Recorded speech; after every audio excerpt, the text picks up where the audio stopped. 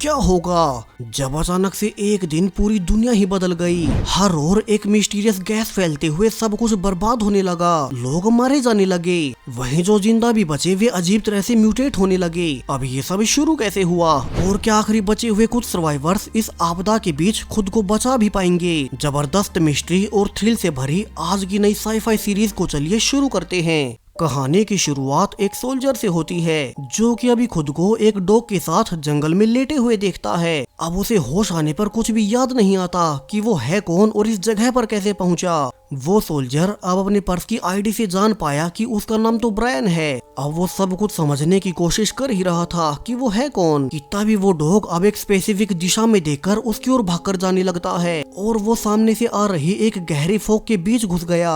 अब ब्रायन जल्दी से भागकर उसके पीछे भी जाता है। उसने रियलाइज किया कि ये फॉग काफी अजीब तरह से डेंस होने के साथ साथ एक ही दिशा में आगे बढ़ती जा रही है और तभी उसे उस डॉग के दर्द में कराहने की आवाज आई। उसने देखा कि वो डॉग अब एक पेड़ से लटका हुआ था, मानो किसी क्रीचर ने उसके साथ ऐसा किया हो। ब्रायन अब डरकर जल्दी से उस फॉग से बाहर निकलने लगता है। अब यहाँ से हमें इस इंसिडेंट के पास वाला टाउन दिखाया जाता है जहाँ की अभी ईव को उसके स्कूल से टीचर की जॉब से निकाल दिया गया। हालांकि घर आने पर ईव का पति केविन उसे समझाता भी है कि वो परेशान ना हो, उसे जल्दी से अच्छी जॉब मिल जाएगी। केविन अब उसका मन बहलाने के लिए ईव और अपनी बेटी एलेक्स के साथ आज सारा काम छोड़कर एक फुटबॉल गेम भी देखने जाता है ताकि वे लाइफ को थोड़ा चीयर कर सकें। अब आज की ही रात एलेक्स के कॉलेज में उनकी टीम के जीतने पर पार्टी होने वाली थी। तो शुरू में केविन और ईव उसे भेजने से मना कर देते हैं, मगर बाद में उन्होंने एलेक्स के जिद करने पर उसके एक दोस्त एड्रियन के साथ उसे वहां ड्रिंक ना करने की शर्त पर भेज ही दिया। अब एलेक्स और एड्रियन दोनों पार्टी में पहुंचकर एंजॉय करने लगते हैं। हालांकि यहाँ कुछ टीनेजर्स एड्रियन की चाल ढाल को लेकर उसे बुली भी कर रहे थे। सो तभी एक फुटबॉल प्लेयर जे आकर उन सबको शांत करता है। यहाँ एलेक्स को तो जे पर पहले से क्रश था, तो वो अब अपने पेरेंट्स के मना करने के बावजूद जे की उसे ऑफर करने पर उसके साथ ड्रिंक करने ऊपर वाले बेडरूम में चली गई। तो दूसरी ओर वहीं सोल्जर उस फॉग से भाग रहा था। अब वो जल्दी ही इसी टाउन के पुलिस स्टेशन में आकर उन्हें सब बताता है कैसे एक खतरनाक फॉग इसी टाउन की ओर बढ़ रही है। वो बहुत खतरनाक है और ब्रायन के अनुसार उन्हें जल्द से जल्द इस पूरे टाउन को खाली करवाना होगा। लेकिन अब पुलिस को लगा कि ब्रायन ने कोई नशा किया है, इसलिए उन्होंने उसे ही जेल में डाल दिया। वही अब सुबह होने पर केविन और ईव ने नोटिस किया कि एलेक्स कल वाली पार्टी से अब सुबह होने तक भी वापस नहीं लौटी है और कुछ देर में जब वो वापस भी आई तो वो बहुत रोई जा रही थी। अब एलेक्स ने अपने पेरेंट्स को सब बताया कैसे कल की रात जे ने उसे ड्रिंक पिलाई थी, जिसके बाद का उसे कुछ भी याद नहीं और उसे लगता है कि जे ने उसके साथ नशे में होने के बाद कुछ गलत किया था। अब ईव तो बहुत गुस्से में थी कि एलेक्स ने उसकी बात नहीं मानी। उसने उसे पार्टी में ड्रिंक करने से मना भी किया था। जबकि अब केविन कहता है कि वे अभी पुलिस स्टेशन जाकर उस लड़के जे के खिलाफ रिपोर्ट लिखवाएंगे। दोनों ने ऐसा ही किया, जिसके बाद एक ऑफिसर पोल अब स्कूल में जे को सब बताकर कि एलेक्स ने उसके खिलाफ हैरेसमेंट का केस दर्ज किया है, वो उसे पकड़ लेते हैं। अब कुछ देर बाद केविन एलेक्स और ईव को घर छोड़कर अब एलेक्स के दोस्त एड्रियन के साथ पुलिस स्टेशन जाता है, क्योंकि एड्रियन जे के खिलाफ उनका इकलौता सबूत है। और यहीं केविन को पता चला कि जिस जे के ऊपर उन्होंने रिपोर्ट लिखवाई है वो असल में यहाँ पुलिस चीफ कोनर का बेटा है। तो वहीं जे अब अपने ऑफिसर पिता को यकीन भी दिलाता है कि उसे तो झूठा फंसाया जा रहा है, उसने कुछ नहीं किया। अब वे इन्वेस्टिगेशन कर ही रहे थे कि तभी उन्हें अब बाहर टाउन में वही मिस्टीरियस गैस घुसते हुए नजर आती है, जबकि हवा ठीक उस फॉग से उल्टी दिशा में बह रही थी। तो सब हैरानी में देखने लगते हैं कि वो फॉग अब उनके टाउन में घुस ही गई। दूसरी ओर इसी टाउन के दूसरे कोने में एक बूढ़ा कपल एक लेक के किनारे फिशिंग कर रहे थे कि तभी अचानक से लेक से बहुत सारे मेंढक निकलकर बाहर आने लगे, मानो कि उनकी बॉडी में कोई बदलाव हो रहा हो। अब ये कपल पुराने रिसर्चर्स रह चुके हैं, तो नेटली अपने पति बेनेडिक्ट के साथ इन सब की रिसर्च करने लगती है। उन्हें पता चला कि सेम ऐसी ही एक और घटना आज से पूरे 150 साल पहले एक और बार हो चुकी है। वहीं इसी वक्त ईव अपनी बेटी एलेक्स को लेकर इसी टाउन से बाहर जा रही थी ताकि इस केस के चलने तक बाकी के बच्चे उसकी बेटी को परेशान न करें। वे अब टाउन से निकलने से पहले यहाँ मौजूद इकलौते मॉल से पहले एलेक्स की दवाइयाँ लेने रुके। वहीं पुलिस स्टेशन के पास तो वो फॉग ऑलरेडी फैल चुकी थी। केविन ने नोटिस भी किया कि इस फॉग फोग के फैलने के बाद उन सब के मोबाइल सिग्नल्स आने अचानक से बंद हो गए। अब ऑफिसर कॉनर और केविन पुलिस स्टेशन के अंदर सबको देखने चले गए कि वे सब इस फोग से न डरें। जबकि दूसरा ऑफिसर पॉल तो इस फोग में सेल्फियां ले रहा था। उसे लगा कि ये तो नॉर्मल होगा।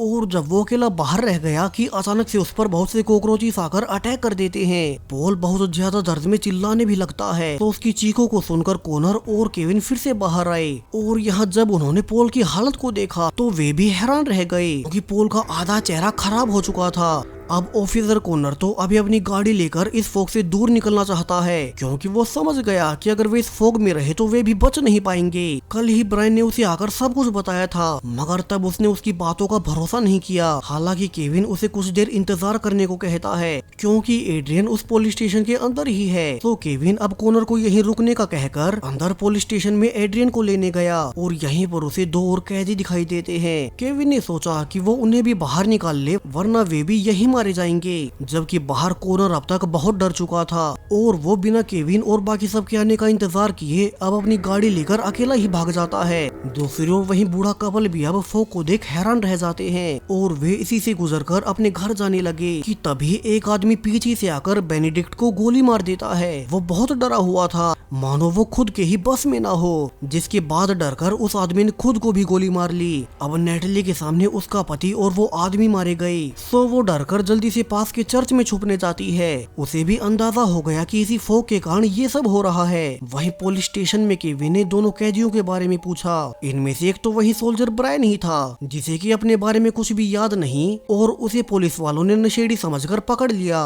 जबकि वो दूसरी लड़की अपना नाम मिया बताती है वो असल में नशेड़ी थी और उसे काफी सारे माल के साथ पकड़े जाने पर जेल में बंद किया गया था। तो केविन अब ऑफिस में ही चाबियां ढूंढने लगता है ताकि अपने और एड्रियन के साथ इन दोनों को भी जेल से निकाल सके। वहीं मॉल में ईव अपनी बेटी एलेक्स की दवाइयां लेने लगती है जबकि एलेक्स अकेली ही पार्किंग में अपनी गाड़ी में बैठी थी कि अब उसे भी हर ओर से वहीं फोग नजर आने लगी। एलेक्स अब बाहर निकलकर मॉल तक जाने लगती है लेकिन यहाँ तो सारा ही रास्ता फोग में ढक चुका था जिससे कि डरकर एलेक्स चिल्लाने लगी। लकीली ईव उसे ही लेने आ रही थी और वे दोनों फाइनली मॉल में आ ही गए। यहाँ किसी को कोई अंदाजा नहीं कि अचानक से बाहर ये फोग कैसे फैल गई कि तभी एक औरत अपने बेटे के साथ इसी फोग से होते हुए अपने घर जाने लगती है। ईव ने उसे रोकने की कोशिश भी की कि उन्हें नहीं पता कि इस फोग में क्या है और सब कुछ जानने तक वो बाहर ना निकले, लेकिन वो औरत उसकी एक नहीं सुनती। अब उनके बाहर जाते ही ईव उन्हें गेट पर देखने भी जाती है कि तभी सबको बाहर से उनके चिल्लाने की आवाजें आने लगी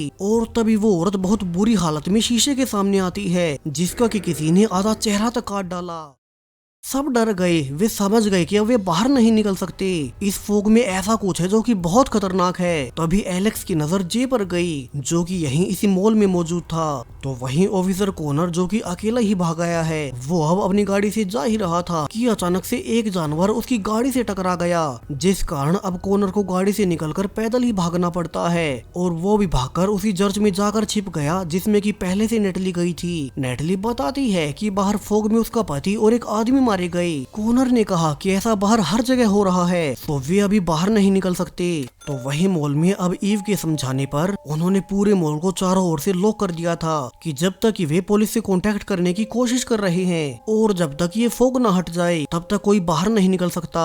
वहीं एलेक्स तो यहाँ जे के आसपास भी नहीं रहना चाहती तो वो अपनी माँ के साथ मॉल के अलग अलग दरवाजों पर जाकर उन्हें लॉक करने लगती है। जबकि पुलिस स्टेशन में केविन ने देखा कि कॉनर तो उन्हें छोड़कर ही भाग गया तो वो मिया को गाड़ी चलाने का कहकर सीधा उसी मॉल की ओर जाने को कहता है जिसमें कि अभी उसकी पत्नी और बेटी छिपे हुए हैं। दरअसल उसे फोग के फैलने से पहले इवा का एक मैसेज मिला था कि वे मॉल से दवाइयां ले रहे हैं। सो अब केविन पहले उन्हें बचाकर फिर इन सभी के साथ इस टाउन से ही बाहर निकल जाएगा। तो वही मॉल के दरवाजों को लॉक करते हुए ईव ने नोटिस किया कि यहाँ के एक हॉलवे के अंदर वो फोग घुस ही गई जिससे कि वहाँ मौजूद सारे एम्प्लॉइज मारे जा चुके थे।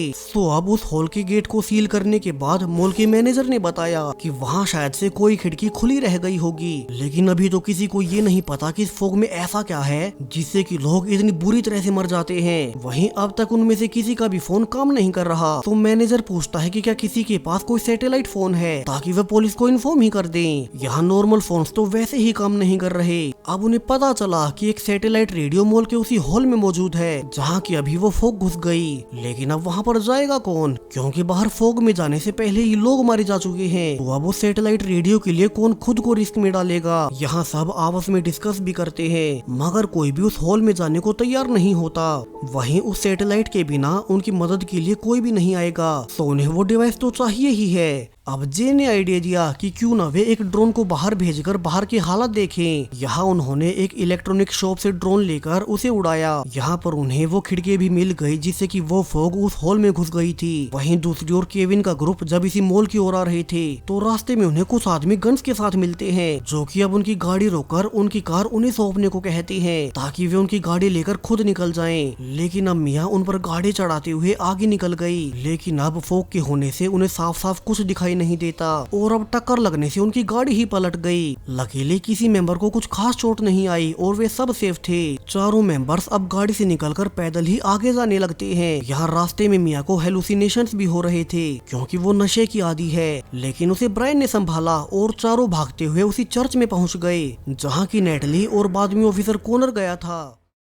अब यहाँ पर मिया और केविन गुस्सा होते हैं कि ऑफिसर कॉनर उन सबको पुलिस स्टेशन में छोड़कर भाग आया, जबकि ऑफिसर कॉनर अब उल्टा केविन पर भड़क उठा कि उसे बिना उसकी इजाजत के दोनों कैदियों को जेल से नहीं भगाना चाहिए था। कॉनर ने यहाँ मिया को हथकड़ी भी लगा दी और वो उसे ब्रायन के साथ बांध देता है। वही मॉल में सब थक हार कर अब एक लकी ड्रॉ निकालते हैं। इसमें जिस किसी का भी नाम आएगा उसे ही रिस्क लेकर उस हॉल में जाकर उस सैटेलाइट मशीन लानी होगी। अब यहाँ आखिर में ईव का नाम निकला, जिसे की सुनकर एलेक्स बहुत डर जाती है कि कहीं उसकी माँ को कुछ हो ना जाए। हालांकि एक और क्लिंट नाम का आदमी उसके साथ जाने को मान गया क्योंकि वो एक इलेक्ट्रीशियन है और ईव को सैटेलाइट डिवाइस और नॉर्मल रेडियो में फर्क नहीं पता था। दोनों अब डरते हुए उसी हॉल में गए जहाँ की पहले से बहुत सी बॉडी पड़ी थी। तो वे अब जल्दी से उसी रूम में जाकर सैटेलाइट रेडियो से मदद मांगने लगते हैं, जबकि बाहर फोग के फैलने से लोग मर रहे हैं। सैडली उन्हें कोई रिस्पॉन्स नहीं मिलता। उन्हें भी नहीं पता था कि इस डिवाइस से भी कोई सिग्नल बाहर जा भी रहा है या नहीं। अब क्लाइंट सरप्राइजिंगली किसी और से संपर्क करने लगता है। ईव को शक हुआ और वो कहते हैं कि वे रेडियो को बाहर मॉल में सबके पास ले जाएं। कि अब क्लाइंट उसे डराते हुए कहता है कि ये रेडियो अब कहीं नहीं जाएगा जब तक कि वो अपने साथियों से संपर्क ना कर ले। यहाँ उसके पास एक गन भी थी। तो इससे तो ईव और ज्यादा डर गई और जब क्लाइंट का ध्यान दूसरी ओर हुआ ही था कि ईव अब उस रेडियो को उठाकर बाहर भागने लगती है। यहाँ क्लाइंट भी गन के साथ उसके पीछे गया और दोनों में हाथापाई होने लगी, जिस बीच गलती से क्लाइंट की गोली उसे ही लग गई और वो वहीं मारा गया। हालांकि दोनों की झड़प के बीच वो रेडियो वहीं टूट गया। अब ईव क्लाइंट की गन उठाकर वापिस से बाहर आ जाती है। उसे पता था कि अगर बाहर उसने सच्चाई बताई तो कोई उसका भरोसा नहीं करेगा। हर किसी को लगेगा कि उसने जानबूझकर क्लाइंट की जान ली है। तो ईव अब बाहर आकर झूठ बोल देती है कि क्लाइंट हॉल में उसे अलग हो गया था और बाद में वो उसे मरा हुआ मिला।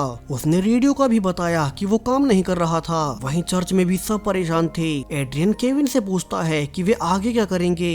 अब केविन ने कहा कि वे आज रात के लिए यहीं चर्च में बिताएंगे और फिर सुबह होने पर उस मॉल की ओर निकल जाएंगे। वहीं मॉल में भी सब सोने की तैयारी कर रहे थे। यहाँ ईव ने सेफ्टी के लिए क्लाइंट की गन चुरा ली थी, जिसे कि वो अपने पास ही रख रही है ताकि आगे फ्यूचर में खतरा होने पर उसके पास कोई तो हथियार रहे। अब सुबह होने पर केविन और एड्रियन बाहर आकर देखते हैं क्योंकि उन्हें अब मॉल की ओर निकलना था। यहाँ उन्हें बाहर एक गाड़ी दिखाई दी लेकिन वो बंद पड़ी है। अब केविन को याद आया कि मिया को गाड़ी चलाने की जानकारी है, सो मिया शायद से इस कार को रिपेयर कर चालू कर पाएगी। केविन अब ऑफिसर कॉनर से कहने जाता है कि वो मिया को फ्री कर दे, जिससे कि वे गाड़ी को ठीक कर यहाँ से निकल जाएंगे। हालांकि कॉनर ने इसके लिए मना कर दिया क्योंकि मिया एक क्रिमिनल है और वो किसी क्रिमिनल को फ्री नहीं छोड़ सकता। केविन अब गुस्से में कहता भी है कि ऑफिसर कॉनर तो खुद तो डर कर उन्हें मरने के लिए छोड़ आया, लेकिन कॉनर अब भी नहीं मानता।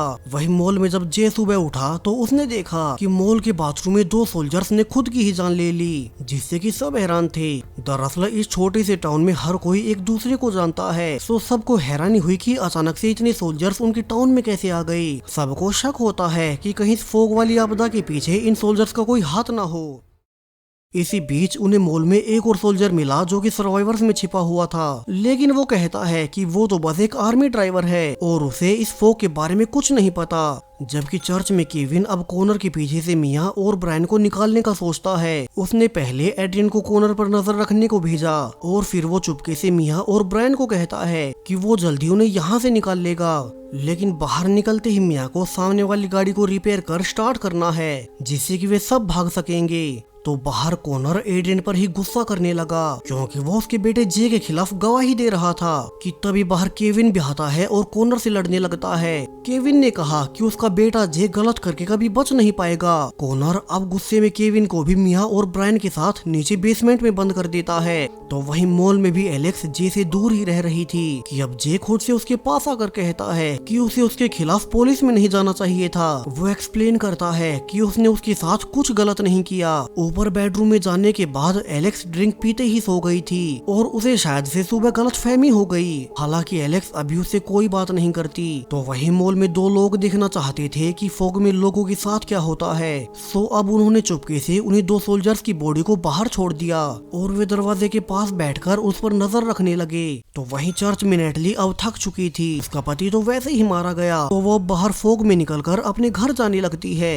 तभी एक दूसरा सर्वाइवर माइक उसे रोकने भी भागता है कि तभी एक बटरफ्लाई अब माइक के कान में घुस गई। देखते ही देखते माइक बुरी तरह से तड़पने लगा, जैसे उसकी बॉडी के अंदर कुछ बदलाव हो रहे हों। उसकी पीठ की स्किन निकलने लगी और इसके बाद उसके पीछे से दो पंख निकल आते हैं। जबकि पीछे से कॉनर और चर्च का पादरी आकर नेटली को फिर से पकड़कर चर्च के अंदर ले जाते हैं। अब यहाँ से तो सब और डर गए, कैसे ये फॉग तो इंसानों की फिजिकल शेप को ही बदल सकती है। तो वहीं दूसरी ओर वे लड़के पूरे ही दिन बैठे रहे मगर बाहर उन बॉडीज के साथ कुछ नहीं हुआ। कि तभी वो तीसरा सोल्जर आकर उनसे लड़ने लगता है कि वे लोग मरे हुए सोल्जर्स की बॉडी के साथ गलत कर रहे हैं। यहाँ मैनेजर भी आकर उन दोनों को डांटता है कि वे किसी बॉडी को ऐसे बाहर टेस्टिंग के लिए नहीं फेंक सकते। अब मैनेजर सबको इकट्ठा कर अनाउंस भी करता है कि जितने भी सर्वाइवर्स यहाँ मॉल में फंसे हैं अब से उन सभी को स्ट्रिक्ट रूल्स मानने होंगे क्योंकि ऐसे तो ज्यादा दिन तक वे सर्वाइव नहीं कर सकते। अब से सारा ही खाना और जरूरत की चीजें सिर्फ कुछ चुनिंदा लोगों के कंट्रोल में रहेंगी। वे ही इन्हें सीमित मात्रा में लोगों को बांटेंगे ताकि अगर उन्हें ज्यादा दिन तक यही रहना पड़े तो उनका राशन पानी कम ना हो जाए। वहीं सबसे बड़ा रूल बनाया गया कि अगर किसी ने बाकी लोगों की जान को खतरे में डाला तो वे उसे मॉल के बाहर निकाल देंगे। अब ईव समेत बहुत से लोग थे जो कि इन रूल्स को मानने को तैयार नहीं होते और वे अपना एक दूसरा ग्रुप बना लेते हैं जो कि अब इस मेन ग्रुप से अलग होकर मॉल की दूसरी साइड में रहने लगेंगे। हालांकि जे अब एलेक्स को समझाने भी आया कि वो उन्हीं के साथ रहे कि जे को अपनी बेटी के पीछे ज्यादा देख ईव अब जे पर गन पॉइंट कर लेती है जिससे कि हर कोई हैरान रह गया कि ईव अब तक अपने पास एक गन छिपा रही थी। मैनेजर अब सबको शांत करता है और ईव और एलेक्स के साथ उनका बाकी का ग्रुप अब स्टोरेज रूम में जाकर अपने टेंट लगाने लगते हैं। तो वहीं दूसरी ओर एड्रियन आखिरकार फादर की जेब से चाबी चुराकर केविन, मिया और ब्रायन को बेसमेंट से निकाल ही लेता है। वे छुप छुपाकर बाहर निकल रहे थे कि कॉनर उन्हें रोकने आ गया, लेकिन कॉनर अपनी गन निकाल पाता उसके पहले ही केविन कॉनर को पंच मारकर बेहोश कर देता है और वे चारों आखिरकार बाहर भागते हुए उस गाड़ी तक पहुँच ही गए। अब मिया जल्दी से वायर्स को रिपेयर कर गाड़ी को स्टार्ट करने की कोशिश करने लगती है, लेकिन उनकी बुरी किस्मत की वो स्टार्ट ही नहीं हुई, यानी कि उन्हें कोई दूसरी गाड़ी ढूंढनी होगी और वो भी जल्द ही। अब केविन ने कहा कि यहाँ पास में ही एक गैस स्टेशन है तो वे वहाँ तक पैदल जाकर कोई गाड़ी ढूंढ लेंगे। हालांकि एड्रियन उन्हें सचेत भी करता है कि कैसे वो लड़का माइक बाहर फॉग में जाने से पूरा म्यूटेट हो गया, सो ने भी सावधानी से आगे बढ़ना होगा। अब केविन के इशारा देते ही सभी गाड़ी से निकलकर तेजी से गैस स्टेशन की ओर भागने लगते हैं। तो वही मॉल में एलेक्स अपने पिता केविन के लिए हेल्प का मैसेज लिखकर उसे हीलियम बलून से बांधकर हवा में छोड़ देती है, इसी उम्मीद में कि उसका पिता केविन इन मैसेजेस को देख उनके पास आ जाएगा। वही अंदर मैनेजर लोगों को गेम शॉप से लेकर सामान दे देता है ताकि वे सब अंदर रहकर बोर न हो और एक दूसरे से न लड़ने लगे और उन सब का मन लगा रहे। तो वहीं केविन का ग्रुप अब तक उस गैस स्टेशन के पास पहुंच चुका था, लेकिन अनफॉर्चुनेटली यहाँ कोई गाड़ी नहीं थी, इसलिए उन्हें स्टेशन के अंदर जाना पड़ता है ताकि वे अगली गाड़ी के आने तक उस फॉग से सेफ रह सकें। फॉर्चुनेटली कुछ ही देर में वहाँ एक गाड़ी भी आ गई। केविन इसके ड्राइवर को पहले से जानता है क्योंकि ल्यूक नाम के इस आदमी का बेटा उसकी पत्नी ईव की क्लास में पढ़ा करता था। अब ल्यूक ने रिवील किया कि वो असल में अपने बेटे को ढूंढता फिर रहा है, वहीं उसकी पत्नी तो पहले ही मारी गई। यहाँ अब केविन और उसके साथ में मौजूद बाकी तीनों को उस लड़के का पहले से पता था। दरअसल उन्होंने भागते हुए रास्ते में उस लड़के की बॉडी देखी थी, लेकिन केविन अपने साथियों को इशारा करता है कि वे अभी ल्यूक को उसके बेटे की सच्चाई ना बताएं, क्योंकि वे उसे झूठ बोलकर पहले उस मॉल तक लिफ्ट ले लेंगे। इसलिए केविन ल्यूक को झूठ बोल देता है कि शायद से उसका बेटा उस मॉल में हो सकता है और वे सब साथ मिलकर वहीं चले जाएंगे। लेकिन मिया को ये सही नहीं लगता और उसने आखिरकार ल्यूक को उसके बेटे की मौत के बारे में सब बता दिया। अब शुरू में ल्यूक को भरोसा नहीं होता और वो गन निकालकर केविन पर शक करने लगता है, क्योंकि उसने शुरू में कहा था कि उसका बेटा उनके टाउन के मॉल में गया होगा। यहाँ पर सब उसे समझाने की कोशिश भी करते हैं। इसी बीच पीछे से ब्रायन आकर ल्यूक से गन छीनने लगता है और उनकी झड़प के बीच गलती से एक गोली ब्रायन के पैर में लग गई। हालांकि ल्यूक ऐसा चाहता नहीं था, तो वो अब खुद से ही केविन के ग्रुप को अपनी गाड़ी दे देता है, जबकि वो खुद यहीं गैस स्टेशन पर रह गया, क्योंकि अब उसके बेटे और पत्नी के खोने के बाद उसकी लाइफ में वैसे ही कुछ नहीं बचा था। वहीं ब्रायन चूंकि कुछ ज्यादा ही घायल हो गया, तो केविन अब मॉल जाने के बजाय सीधा उसे टाउन के हॉस्पिटल में ले जाने लगता है, ताकि वे उसका वहाँ पर इलाज कर उसकी जान बचा सके। लकीली हॉस्पिटल अब तक चालू था, वो भी जब पिछले 2 दिन से यहाँ आपदा फैली हुई है। लेकिन अब यहाँ पर सिर्फ एक ही डॉक्टर जीवित बचा है, वहीं उनके पास लिमिटेड ही दवाइयाँ मौजूद थी। वहीं दूसरी ओर मॉल में भी अब तक हर गुजरते समय के साथ खाने पीने का राशन खत्म होता जा रहा था। लोग पिछले कई दिनों से यहीं बंद है। सो अब एलेक्स एक छोटी बच्ची का मन बहलाने के लिए उसे मॉल में ही मौजूद एक लाइब्रेरी में लेकर गई, ताकि वहां से कॉमिक्स पढ़कर उसका मन बहल जाए। जबकि ठीक इसी वक्त वहीं 2 टीनेजर्स, जिन्होंने की पहले उन बॉडीज को बाहर छोड़ने की टेस्टिंग की थी, अब वे उन्हें अंदर लाने की कोशिश करने लगते हैं, ये देखने के लिए कि एक दिन बाहर बिताने के बाद उन बॉडीज में कितना बदलाव आया होगा। उन्होंने पहली बॉडी को तो रस्सी की मदद से आसानी से अंदर खींच लिया, लेकिन दूसरी बॉडी वाली रस्सी बाहर कहीं अटक गई, जबकि बाहर फॉग होने से उन्हें कुछ दिखाई भी नहीं देता। तो अब एक मेंबर टैक उस रस्सी को पकड़कर उसे देखने के लिए बाहर निकल गया। पीछे से रिक ने देखा कि अब टैक वापस नहीं लौटा, सो वो डरकर दरवाजा बंद करने लगता है और तभी टैक की बॉडी किसी ने उस दरवाजे की ओर फेंक दी, जिससे पूरा दरवाजा ही टूट गया, जिससे कि वो फॉग अंदर मॉल में आने लगती है। अब रिक जल्दी से सबको सतर्क करते हुए अंदर भागने लगता है। यहीं पास में ही एलेक्स उस बच्चे के साथ मौजूद थी और अब उस फॉग की चपेट में आने से किसी क्रीचर ने आकर उस बच्ची को मार डाला, जबकि एलेक्स किसी तरह से अपनी जान बचा पाई। अब जिंदा अंदर जाने पर ईव बहुत खुश होती है कि एलेक्स बच गई, लेकिन एलेक्स ने बताया कि वो उस बच्ची को नहीं बचा पाई। यहाँ अब सब इकट्ठे होकर उस दरवाजे को सील कर, चूंकि रिक की वजह से वो फॉग अंदर आई थी, तो ग्रुप के नियमों के हिसाब से अब उसे मॉल से बाहर जाना होगा। यहाँ रिक को बाहर जाने से पहले अपनी सेफ्टी के लिए एक बैट और कुछ खाने पीने को दिया गया, जिसके बाद उसे फॉग के बीच मॉल से बाहर निकाल दिया गया। वहीं जो लड़की मारी गई उसकी माँ सैली एलेक्स पर ही शक करने लगती है, क्योंकि एलेक्स उसकी बेटी को लाइब्रेरी में लेकर गई थी और एलेक्स उसकी बेटी को मरवाकर खुद अकेली बाहर आ गई। वो अंदर ही अंदर फैसला भी करती है कि वो कुछ भी करके एलेक्स को सजा दिलवा कर रहेगी। अगर उसकी बेटी नहीं बची तो एलेक्स को भी जीने का कोई हक नहीं। वहीं दूसरी ओर डॉक्टर्स सीमित संसाधनों के बावजूद ब्रायन की गोली को तो निकाल देते हैं, मगर उसे फिर भी एक दिन तक उनकी निगरानी में रहना होगा। तो केविन का ग्रुप अब कल से पहले मॉल के लिए नहीं निकल सकते। इसी बीच उन्हें हॉस्पिटल में नर्स ने बताया भी कि पता नहीं क्यों, मगर पिछले 2 दिनों में हॉस्पिटल से बहुत से पेशेंट्स कहीं मिसिंग हो रहे हैं, क्योंकि वो मेन गेट पर पहरा दे रही है और कोई बाहर फॉग में भी नहीं गया। अब इन सब का कारण जल्द ही ग्रुप को पता लगने वाला था, जब केविन शाम को डॉक्टर के ऑफिस में ये पूछने गया कि क्या वे ब्रायन को सुबह लेकर जा सकते हैं, तो वो ये देखकर हैरान रह जाता है कि यहाँ तो डॉक्टर ने एक पेशेंट को ही बांध रखा था और वो उस पर कोई एक्सपेरिमेंट करने जा रहा था। अब केविन जल्दी से डॉक्टर को रोकने की कोशिश करने लगता है, लेकिन इसके पहले डॉक्टर ने ही उसे बेहोशी का इंजेक्शन लगा दिया। उसे होश आने पर डॉक्टर ने रिवील किया कि वो असल में पिछले 2 दिनों से इसी मिस्टीरियस फॉग पर लगातार एक्सपेरिमेंट किए जा रहा है। इस फॉग में जाने से होता क्या है? अब तक उसे पता चला कि इस फॉग में जाने से किसी भी जीव का ब्रेन काम करना बंद कर देता है, इसलिए ही इंसान हो या कोई भी जानवर, वे फॉग में रहने से आक्रामक हो उठते हैं और दूसरों पर अटैक करने लगते हैं। डॉक्टर ने ये भी नोटिस किया कि ये फॉग किसी इंसानी एक्सपेरिमेंट का हिस्सा है, यानी कि ये डिजास्टर मैन मेड है, ना कि नेचुरल। इसलिए डॉक्टर ने पिछले 2 दिनों से अलग अलग पेशेंट्स को अलग अलग दवाइयां देकर बाहर फॉग में भेजकर देखा। वो एक्सपेरिमेंट कर रहा था कि किस मेडिसिन से उनका ब्रेन इस फॉग के असर से बाहर रहे,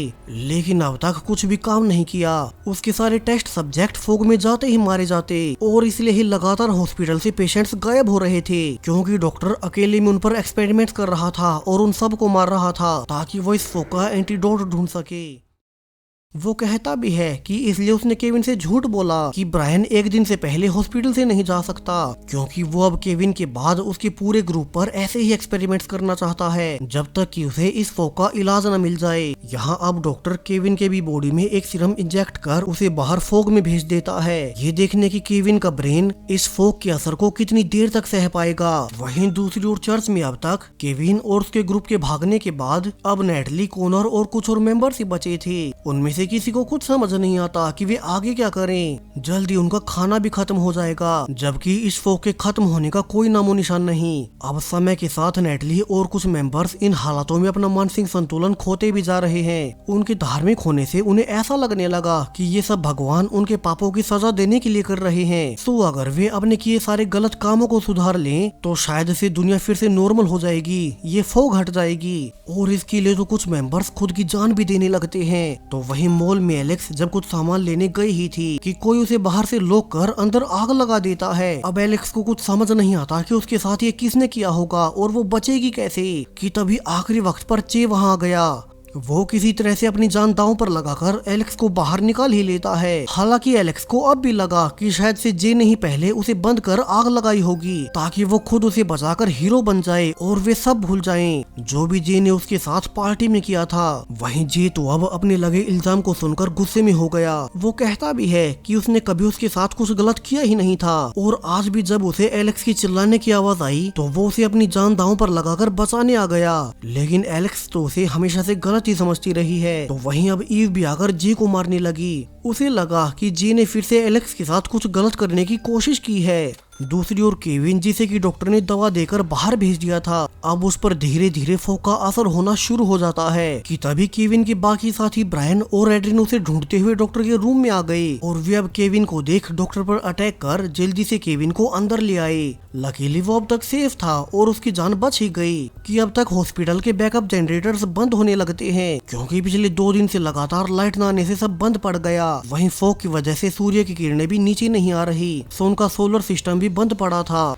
जिससे कि अब लाइट जाते ही हॉस्पिटल के ऑटोमेटिक दरवाजे अपने आप खुल गए। फोग अंदर आने लगी और अब हर कोई उससे डरकर सेफ जगह ढूंढने लगता है। यहाँ पूरे हॉस्पिटल में अब सिर्फ एक ऑपरेशन रूम ही सेफ बचा था, जिसे कि चारों ओर से लॉक किया जा सकता है। तो केविन का ग्रुप अब जल्दी से इसी रूम में जाकर खुद को लॉक कर लेते हैं। वे अब यहीं रात बिताकर सुबह मॉल के लिए निकल जाएंगे। वहीं मॉल में भी अब तक हालात बेकाबू होना शुरू हो चुके थे। खाना कम होने से लोगों के हिस्से में बहुत कम खाना आने लगा और जब उन्हें पता लगा कि उनके सिक्योरिटी गार्ड ने अपने हिस्से से थोड़ा ज्यादा खाना खा लिया है तो कुछ लोग तो उसे मारने भी लगते हैं। ईव उन्हें देखकर समझ गई कि जल्दी यहाँ के हालात और खराब हो जाएंगे।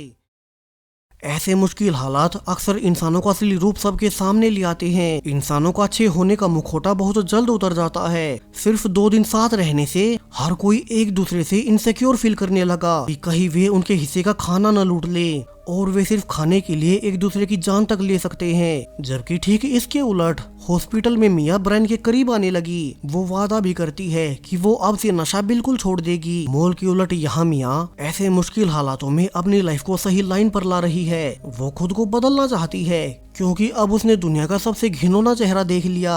अब सुबह होने पर केविन और बाकी सब जब निकले ही थे तो उन्होंने नोटिस किया कि उनकी गाड़ी में इतना ऑयल ही नहीं बचा कि वे मॉल तक जा सकें। तो एड्रियन ने आइडिया दिया कि उसका घर पास में ही है, वहाँ उनके पास हमेशा ऑयल का स्टॉक मौजूद रहता है, तो वे वहाँ से ऑयल ले सकेंगे और एड्रियन तब तक अपने पेरेंट्स से मिलकर बता पाएगा कि वो अब तक सेफ है। अब केविन को ये आइडिया सही लगा और एड्रियन के घर पर गाड़ी रोक एड्रियन अकेला अपने घर अपने पेरेंट्स से मिलने जाता है। तब तक केविन गाड़ी में रुककर इसकी रखवाली करने लगा कि कहीं फिर से कोई उनकी गाड़ी न लेकर भाग जाए। जबकि ब्रायन और मिया मिलकर एड्रियन के गैराज से ऑयल लेने लगते हैं ताकि उनकी गाड़ी फुल होने से वे मॉल से केविन की फैमिली को पिक कर इस टाउन से ही निकल सके। तभी केविन को पीछे से एक लाइट जलती हुई नजर आई। शायद से कोई सर्वाइवर मदद मांग रहा था तो केविन उसे देखने जाता है। दरअसल ये रिक था जिसे कि मॉल से निकाल दिया गया है। अब केविन उसे गाड़ी में बैठाकर एलेक्स के बारे में पूछता है। रिक ने उसे अच्छी खबर दी कि एलेक्स और ईव अब तक सेफ हैं। वे उसी का इंतजार कर रहे हैं। वहीं वो खुद अब तक घरों से होते हुए सेफली इतनी दूर तक आ गया। रिक ने केविन को एक बुरी खबर भी दी कि मॉल में खाना कम होने से सभी सर्वाइवर्स आपस में लड़ने लगे हैं। तो क्या पता कब वहाँ हालात और खराब हो जाएं। तो केविन को जल्दी करनी होगी। वही एड्रियन अपने घर पर देखता है कि अब सिर्फ उसके पिता ही जीवित बचे थे। ऊपर से उन्होंने एड्रियन को कभी अपनाया भी नहीं, क्योंकि एड्रियन की चाल ढाल और उसकी प्रेफरेंस कभी मर्दों जैसी नहीं रही। यहाँ अब भी जब उसके पिता ने एड्रियन को जीवित देखा तो वो खुश होने की बजाय उसकी बेइज्जती करने लगते हैं कि एड्रियन जैसा को तो पहले ही मर जाना चाहिए था। अब ये सुनकर एड्रियन बहुत गुस्से में हो गया और वो सीधा अपने पिता को ही गोली मार देता है। उसने गुस्से में कहा कि अब कोई उसे बेइज्जत नहीं कर सकता।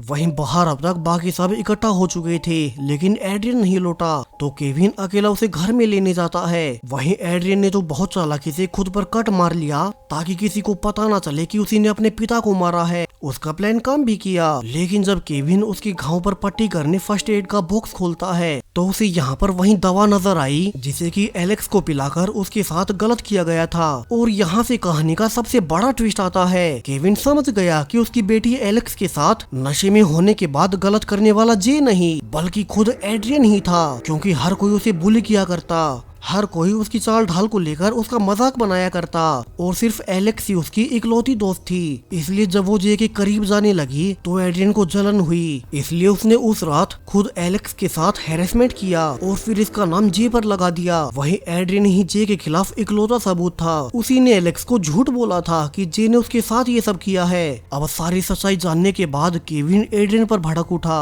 कि उसने उसकी बेटी के साथ कितना गलत किया। उसकी बेटी एलेक्स एड्रियन पर कितना भरोसा किया करती थी, वो उसकी इकलौती दोस्त थी और उसने उसी की लाइफ खराब कर दी। हालांकि एड्रियन अब चुपके से फिर से गन लेकर उसे केविन के सिर पर मारकर बेहोश कर देता है। उसने जानबूझकर खिड़की भी खोल दी ताकि फोक के अंदर आने से केविन यहाँ से जिंदा ना निकल सके। एड्रियन अब खुद बाहर गाड़ी में आकर बाकी सबको झूठ बोल देता है कि केविन तो अंदर ही फोक में मारा गया और वो अकेला ही जीवित बचा है। जिसके बाद वे अब सब मॉल में जाने लगते हैं। एड्रियन ने ये भी फैसला किया कि वो मॉल में एलेक्स के पास जाने के बाद वहाँ ईव और जे को भी मार देगा ताकि फिर एलेक्स के पास उसके अलावा और कोई ना बचे। जबकि केविन तो पीछे उसके घर में फोग में तड़पने लगता है। अब क्या वो यहाँ से जीवित बच पाएगा? वहीं एड्रियन अब मिया की ओर बढ़ रहा है ताकि एलेक्स के सब करीबियों को मार सके। जबकि मॉल के अंदर तो पहले से हालात खराब होने लगे हैं। अब चर्च में भी हालात बहुत खराब हो चले थे। नेटली ने सबको यकीन दिला दिया कि जो कुछ भी अभी पृथ्वी पर हो रहा है वो सब इंसानों के अपने पापों की वजह से है। सो अगर वे अपने पापों की सजा खुद भुगत ले तो पृथ्वी फिर से नॉर्मल हो जाएगी। अब ऑफिसर कॉनर उनके सामने खुद कन्फेस कर लेता है कि इस आपदा के शुरू होने से जस्ट पहले उसके बेटे जय पर एक लड़की के साथ हैरेसमेंट करने का केस दर्ज हुआ था और ऑफिसर कॉनर अपने बेटे को बचाना चाहता था। सो अब नेटली ने कहा कि फिर तो उन्हें दुनिया को बचाने के लिए कॉनर के बेटे जय को सजा देनी है और वे उसे इस फोक के हवाले कर देंगे। अब ऑफिसर कॉनर को भी यहाँ इतने दिन तक अकेले रहने से यकीन होने लगा कि नेटली सही कह रही होगी। वो अब अपने बेटी जय के सैक्रिफाइस देने के लिए रेडी हो जाता है। उसने ये भी बताया कि पुलिस में होने की वजह से उसे शहर के नीचे टनल्स का सारा रास्ता पता है। सो अब वे इन्हीं टनल्स के जरिए उसी मॉल तक पहुंच जाएंगे जहां कि अभी जे मौजूद है और फिर वे वहां पर जाकर जे का सैक्रिफाइस कर देंगे। हालांकि बाकी के लोग इससे सहमत नहीं थे और वे उन दोनों के साथ जाने के बजाय इसी चर्च में रुकने का फैसला करते हैं। लेकिन अब नेटली और कॉनर चर्च के बाहर आकर इस पूरे चर्च में आग लगाकर बाकी सारे सर्वाइवर्स को मार देते हैं। यानी कि दोनों ही इन हालातों में बिल्कुल ही अपना आपा खो चुके थे। वे अब किसी को भी चोट पहुंचा देंगे। दोनों अब शहर के नीचे बने टनल से होकर उसी मॉल में जाने लगते हैं। तो वही एड्रियन भी केविन को फोग में मरते छोड़ मॉल के लिए निकल गया। लेकिन जब पीछे केविन को होश आया तो उसने देखा कि रिक उसे बचाने आ चुका है। वहीं रिक जिसे कि मॉल से निकाल दिया गया था। रिक अब जल्दी से केविन को उठाकर साथ वाले घर में ले जाता है ताकि केविन खुद को संभाल सके। अब केविन को पता था कि एड्रियन मॉल में जाकर ईव को नुकसान पहुंचा सकता है। वो एलेक्स के लिए कुछ भी करेगा। तो उन्हें भी जल्द से जल्द मॉल में जाकर सबको एड्रियन की सच्चाई बतानी होगी कि एलेक्स के साथ गलत करने वाला जे नहीं बल्कि एड्रियन ही था और वे सब उससे दूर रहें। दोनों अब यहाँ से जल्दी से घरों से होते हुए मॉल तक का 2 किलोमीटर का रास्ता तय करने लगते हैं। तो वहीं ऑफिसर कॉनर भी नेटली के साथ टनल से होते हुए जल्दी से मॉल की ओर जा रहा था। यहाँ नीचे फोग न होने से वे बहुत ज्यादा जल्दी वहाँ मॉल में पहुँच जाएंगे जहाँ की वे जे को सैक्रिफाइस कर देंगे ये सोचकर कि इससे सब ठीक हो जाएगा। दूसरी ओर मॉल में तो अब खाना पूरी तरह से खत्म हो चुका था जिसके बाद सारे ही सर्वाइवर्स एक दूसरे पर टूट पड़े। ईव जानती थी कि अब उन्हें यहाँ से निकलना होगा, तो वो जल्दी से एलेक्स को ढूंढने लगती है ताकि वे मॉल के पीछे वाले रास्ते से बाहर निकल जाएं। कि तभी यहाँ पर एड्रियन, ब्रायन और मिया आ गए। अब एड्रियन पहले अकेला ही एलेक्स को ढूंढने जाता है, जबकि मिया और ब्रायन टाउन छोड़ने के लिए राशन पानी ढूंढने लगे। अब एड्रियन ने जल्दी एलेक्स को ढूंढ लिया, जो कि ईव के साथ थी। वो दोनों को झूठ बोलता है कि एलेक्स का पिता केविन उन्हीं के पास इसी मॉल की ओर आ रहा था, मगर एड्रियन के घर वो फोग में फंसकर मारा गया। अब ये सुनकर तो ईव और एलेक्स दोनों रोने लगती हैं। उन्हें उम्मीद थी कि वे केविन के मिलने पर यहाँ से निकल जाएंगे, लेकिन अब तो उनकी वो उम्मीद भी जाती रही। एड्रियन कहता है कि एलेक्स चिंता न करे, वो हमेशा उसके साथ रहेगा। और ईव भी बताती है कि मॉल के हालात बहुत खराब हैं, तो अब वे यहाँ पर और नहीं रुक सकते। अब वे डिस्कस कर ही रहे थे कि उन्हें आगे क्या करना चाहिए, लेकिन अभी तो वे उस फोग के बीच बाहर भी नहीं निकल सकते। वे सोच ही रहे थे कि उन्हें आगे क्या करना चाहिए कि तभी पीछे से बाकी मॉल के सर्वाइवर्स उनका पीछा करने लगते हैं। दरअसल ईव मॉल से निकलने के लिए बचा कुचा कुछ खाना भी उठा लाई थी, सो तीनों अब बाकी भीड़ से दूर भागने लगते हैं, वरना तो वे उन सब को मार देंगे। हालांकि सारे दरवाजे तो बंद थे, तो वे बाहर नहीं निकल पाते और मैनेजर ईव को मारकर सारा बचा हुआ खाना ले लेता है। वहीं दूसरी ओर मिया और ब्रायन जब एड्रियन के आने का इंतजार कर रहे थे, तो मिया कन्फेस करती है कि कैसे उसने अपनी पूरी ही लाइफ नशे के लिए खराब कर दी। उसे तो इस आपदा के शुरू होने से पहले खुद का होश तक नहीं था, मगर अब उसे ब्रायन से प्यार हो चुका है और वे इस टाउन से निकलकर एक सेफ जगह पर जाएंगे ताकि वे अपनी लाइफ की एक नई शुरुआत कर सकें। हालांकि ब्रायन परेशान था कि उसे तो अपने पास्ट का कुछ भी याद नहीं, क्या पता उसकी पहले से किसी और से शादी हो रखी हो। सो अब वो अकेले में कुछ देर सोचने जाता है कि पीछे से वही सोल्जर जो कि मॉल के सर्वाइवर्स में से एक था, वो अब पीछे से ब्रायन को पहचान कर उसे बेहोश कर देता है।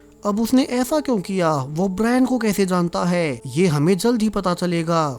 वहीं ऑफिसर कॉनर और नेटली जब टनल से आगे बढ़ ही रहे थे कि उन्हें रास्ते में एक कपल भी मिलता है जो कि ऊपर फोग से बचने के लिए नीचे टनल्स में आ गया था, लेकिन अब तक दोनों अपने मिशन के लिए अंधे हो चुके हैं। उन्हें लगता है कि बाहर पूरी ही दुनिया पाप में धंस चुकी है। तो नेटली के कहने पर अब ऑफिसर कॉनर उस बूढ़े कपल को नीचे फेंककर उन्हें भी मार डालता है और दोनों फाइनली अब तेजी से चलते हुए मॉल में आ ही गए। दोनों का सिर्फ एक ही उद्देश्य है कि वे कॉनर के बेटे जे को बाहर फोग में भेजकर उसे उसके गुनाहों की सजा दें, वो गुनाह जो कि असल में जे ने कभी किया ही नहीं। वहीं बाहर केविन भी रिक के साथ फाइनली एक गाड़ी ढूंढकर मॉल तक पहुंच ही गया। केविन अब रिक को यहीं गाड़ी में इंतजार करने का कहकर खुद अकेला अंदर ईव और एलेक्स को ढूंढने जाता है। वहीं वो सोल्जर जिसने ब्रायन को बेहोश किया था, वो उसकी होश में आने पर पूछता है कि वो अब तक कहाँ था। अब ब्रायन को तो खुद कुछ भी याद नहीं कि वो है कौन और यहाँ क्या कर रहा था, जबकि उसके सामने वो सोल्जर अब खड़ा होकर उसे सैल्यूट करने लगता है। यानी कि ब्रायन आर्मी में उसका सीनियर है और वे दोनों इस टाउन में किसी ऐसे मिशन का हिस्सा थे जिसे कि ब्रायन ही लीड कर रहा था। वहीं एलेक्स को अब तक जे पर भरोसा होने लगता है कि उसने उसके साथ कुछ गलत नहीं किया होगा। तभी पीछे से एड्रियन आकर जे के सिर पर वार करता है। उसने कहा कि वे जे पर भरोसा नहीं कर सकते, वो पहले भी एलेक्स के साथ उसे नशे में कर गलत कर चुका है।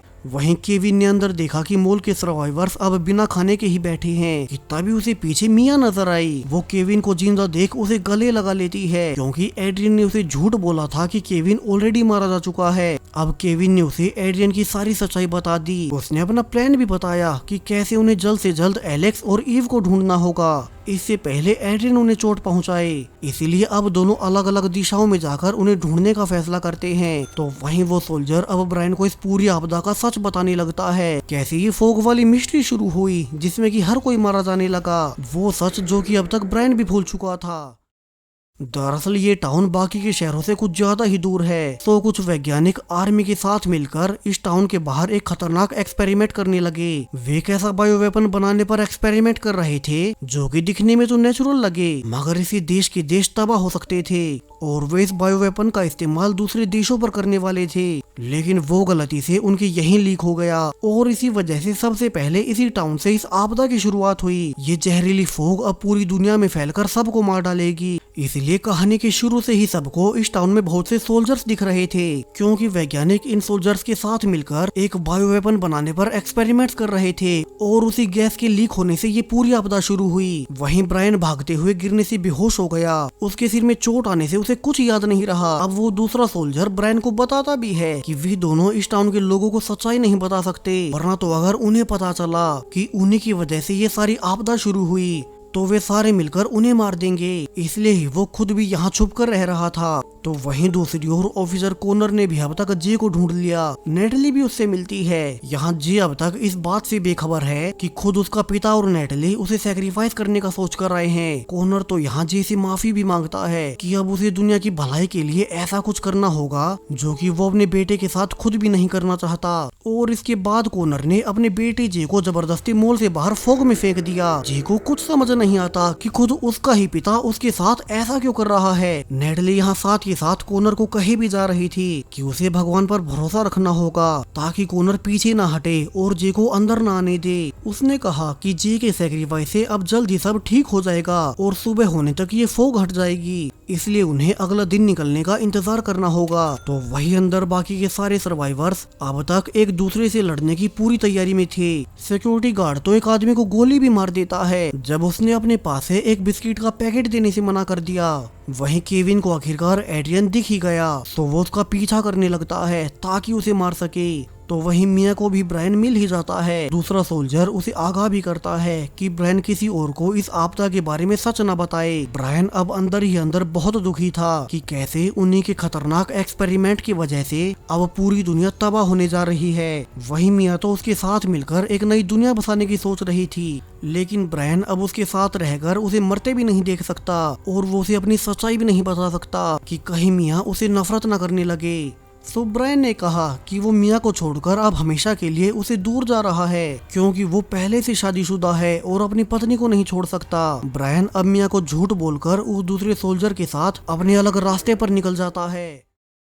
वही ईव और एलेक्स जब बाकी सर्वाइवर्स के साथ ही थे कि ईव कॉनर को देख हैरान रह जाती है और उसने एलेक्स के सामने एक बहुत बड़ा राज खोला। दरअसल एलेक्स बायोलॉजिकली केविन की नहीं बल्कि ऑफिसर कॉनर की बेटी है। ईव पास्ट में कॉनर के साथ रिलेशनशिप में थी और कॉनर से ही उसे एलेक्स कंसीव हुई और उसके बाद उसने केविन से शादी की थी, लेकिन कभी उसने एलेक्स का सच केविन को नहीं बताया। इसलिए कहानी के शुरू से ईव एलेक्स को जे से दूर रखना चाहती थी क्योंकि जे कॉनर का ही बेटा है और एलेक्स भी कॉनर की ही बेटी है, यानी कि वे दोनों भाई बहन हुए।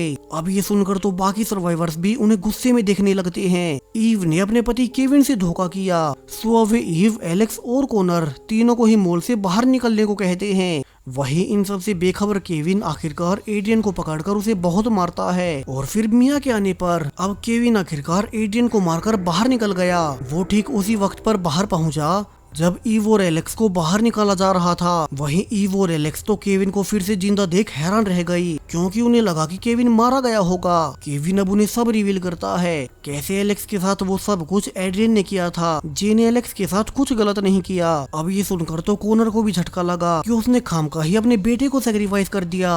उसका बेटा जे तो कभी गलत था ही नहीं। वही जब केविन को भी पता लगा कि एलेक्स असल में उसकी नहीं बल्कि कॉनर की बेटी है, तब उसे बुरा तो लगता है, मगर फिर भी वो सबको कहता है कि अब उससे कोई फर्क नहीं पड़ता। उसने हमेशा एलेक्स को अपनी ही बेटी माना है और अब भी वो एलेक्स और ईव की जान बचाने के लिए कुछ भी करेगा। केविन ने सबको ये भी रिवील किया कि वो एड्रियन ही था जिसने कि उसकी बेटी एलेक्स के साथ गलत किया था, जे ने नहीं, यानी कि भाई बहन के बीच कुछ गलत नहीं हुआ। लेकिन अब हर किसी को लगा कि केविन अपनी फैमिली को बचाने के लिए उन सबसे झूठ बोल रहा है, इसलिए उन्होंने आखिरकार केविन समेत बाकी सबको बाहर निकाल ही दिया।